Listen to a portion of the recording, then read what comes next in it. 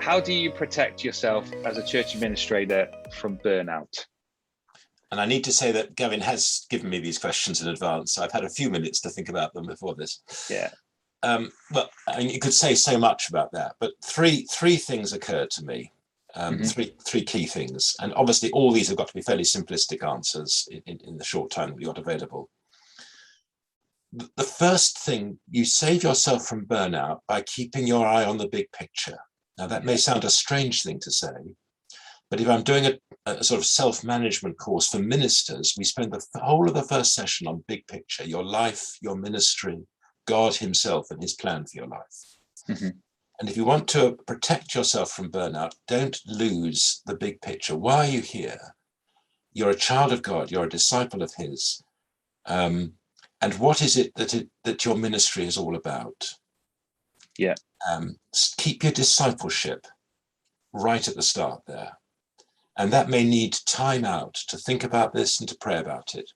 Yeah. Therefore, for burnout, if you're absolutely panicking because there's so much to do, the first thing to do is to take time out. Yeah. It sounds absolutely ridiculous, but it is the way to go. Secondly, Sermon on the Mount, a day at a time. Yeah. Sufficient unto the day, as the old authorized version is, the evil thereof. And if you know my to-do diary system, it's described in Article A51 in the resources section of my website. Yeah. What that does is put responsibility of a to-do list and engagements all together on one day, on a diary day.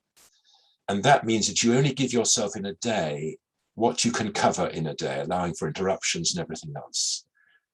And that means you can, at the end of the day, put a tick against everything you've done, put a cross against things you haven't, and move them to a different day, and then go to bed with the day complete. Yes.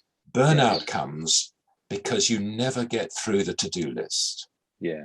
And what I'm trying to do in A51, Article A51 on the website, is to give you a means whereby it follows the Sermon on the Mount principle, and you end up with actually completing every day, going to bed, and tomorrow is a new day. Yeah, that's helpful. That's wise. And I have seen your article, John. I think it's excellent. So yeah, good. And I think the third thing I would just say out of many possibilities is learn to say no. Yes. Too many Christians are too nice. And if they're asked to do something, you just always say yes. Now, there's in a church administrator role, there are contractual positions, of course, where you have to say yes. Yeah. But where can you say, are there things that you're actually saying yes because you want to be nice? Yes. And we need to remember that can lead to burnout, and if not to burnout in ourselves, to bad relationships with other people in marriage and children and things like that need us. But big picture, day at a time, don't be frightened to say no, would be three of my top tips in that area. But fantastic. There's so much more I could say. Yeah, fantastic. I think that's brilliant, John.